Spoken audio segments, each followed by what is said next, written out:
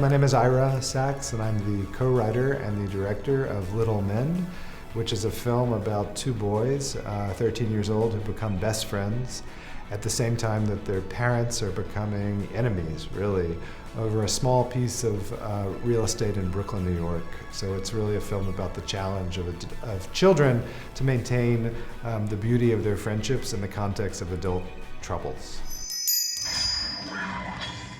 Guys, what do you think? Jake? Jake, what's our deal? Mom, I'm on vacation. So? Dad said it was okay.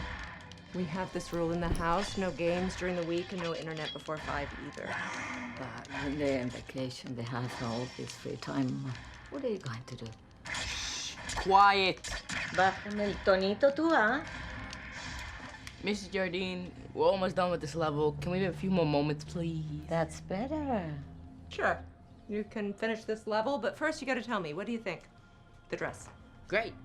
Actually thought it was yours. Jake? Love it. Love the feathers.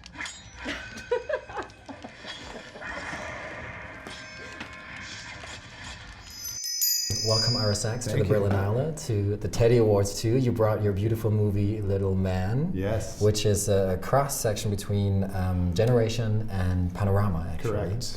And my first question for you is, what made you being so interested in this particular age group of young boys who are about to mature into manhood or teenage years? What is interesting about that to you?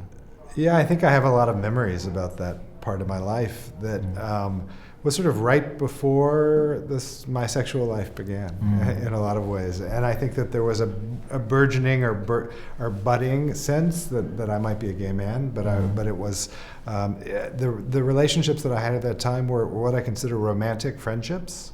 They were not eroticized friendships per se, but there was a kind of love that I felt for my friend. And I think there's something very Meaning no sexuality involved, or like no? I would never say there's no sexuality involved, because I think from babies on there's some sexuality involved. But I think it was not a sexual relationship. Okay.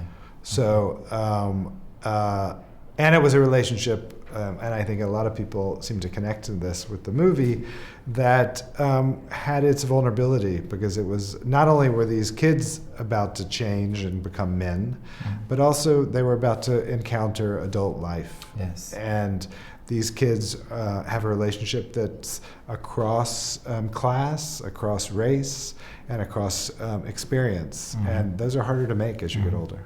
You already hinted at my next question, because I remember this one very crucial scene for me. There are so many similarities or things these boys have in common, but then there is this dinner happening at some point. And you really intensely, I feel, can feel this class difference. Yeah. The way one boy speaks, Jack basically speaks his English, and the way it sticks out. And I was wondering how much you were thinking about these class differences, because I think this is one of the biggest difference they have to face. Yeah. And I think it's something that the kids don't really notice, which is really interesting. I think in that way it's a Romeo and Juliet story. So clearly class was very important to me. I moved to a corner of Brooklyn in 1988 that was an Italian neighborhood. It was a Dominican corner, and I was a white college kid, Where in Brooklyn gentrifier. was that? This was on the corner of Smith Street and DeGraw in Carroll Gardens, Brooklyn. Okay, yes. Which has been completely gentrified now. It's my ex-wife doing well without me, as I call Carroll Gardens. But doing well, but actually full of conflict. I mean, I was thinking today that I could make a whole career on that corner. I mean, every stories you like. Yeah, I mean, the story is what happens between in a neighborhood in a certain block, and I actually think I'm a New York filmmaker because that's where I live. But these stories are found in any community. And how did you communicate all these ideas to the boys when you were actually shooting, and how did you approach them as actors, but also young boys who will experience this entire transformation sooner, probably already are experiencing it in their own lives. Well, I sort of I treated the kids very similarly to how I treat adult actors, which is I don't talk too much if I don't need to. We talk about the script, and we talk about the dialogue, and we talk about the scenes.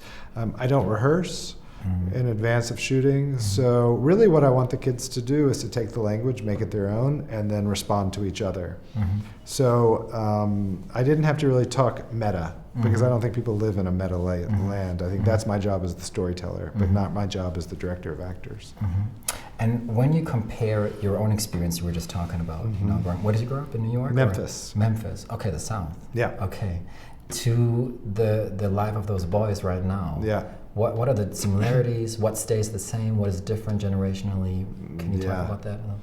Well, I think, you know, I had a best friend when I was growing up who was an African-American boy.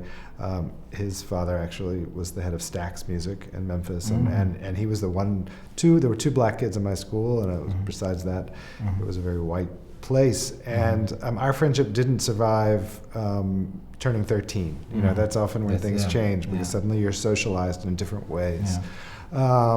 We've now become friends again, thanks to Facebook, which is a really, you know, and he's still in the South, or is no? He's been in different places, but 40 years later. But I think you know, I also was involved in a theater world when I was a kid. I was a gay kid who loved the theater, and you know, listened to Annie and Chorus Line, and you know, and this theater was actually a truly integrated community, which I have rarely experienced or never experienced again, in which kids across class and across race, and there were gay kids and straight kids, and we had to put on a show, and there was a way in which we were able to work together. Adult life corrupts that. Yes.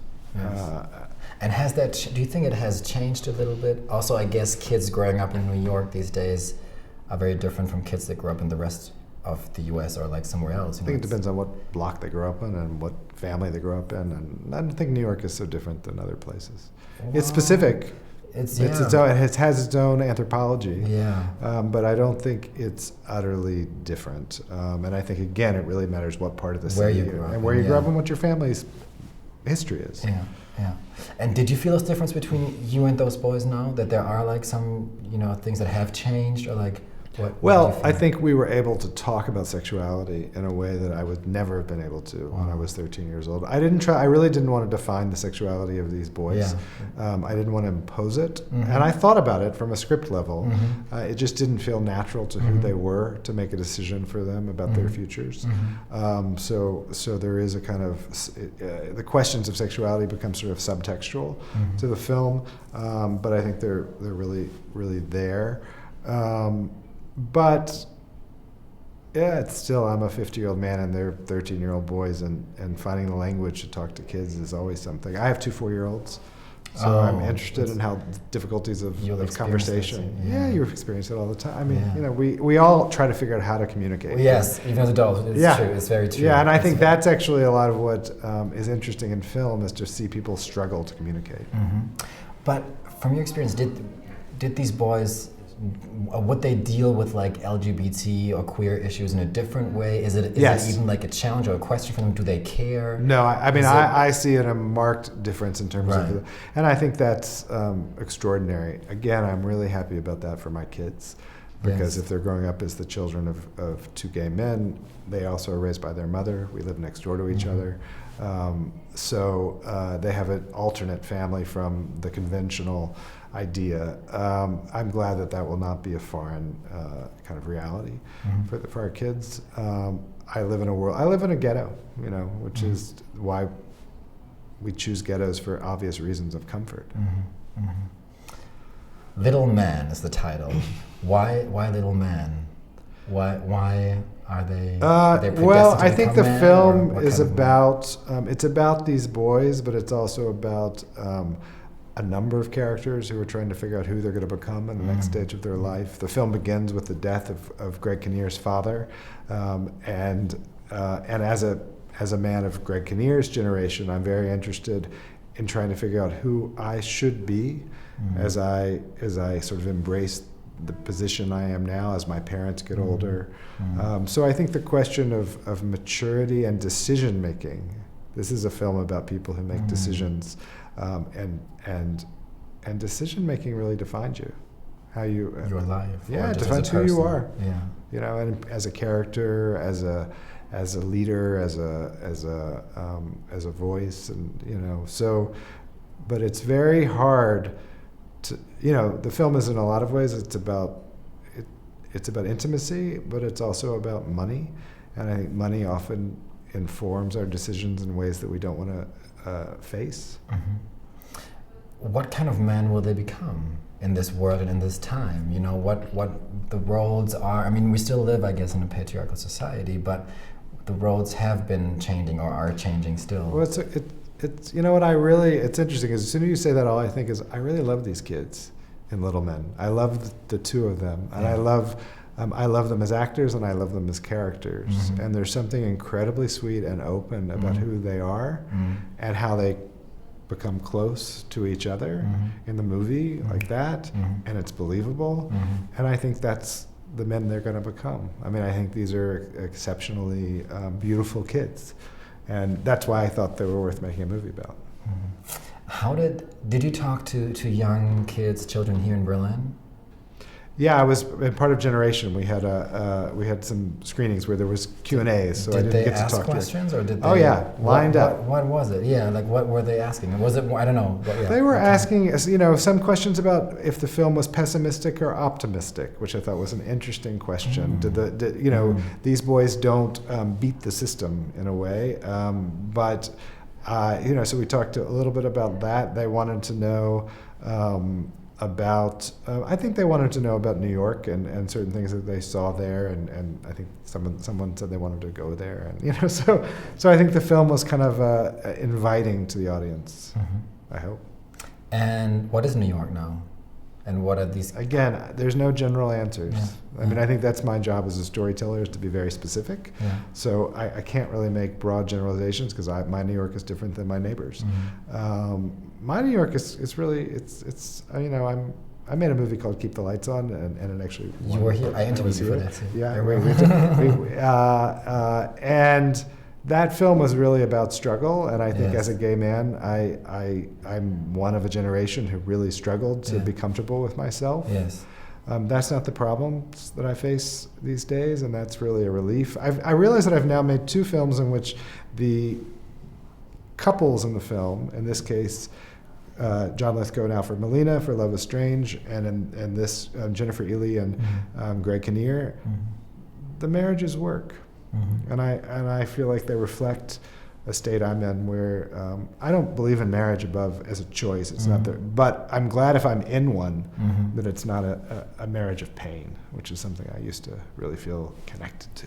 So it's more one of pleasure for you now.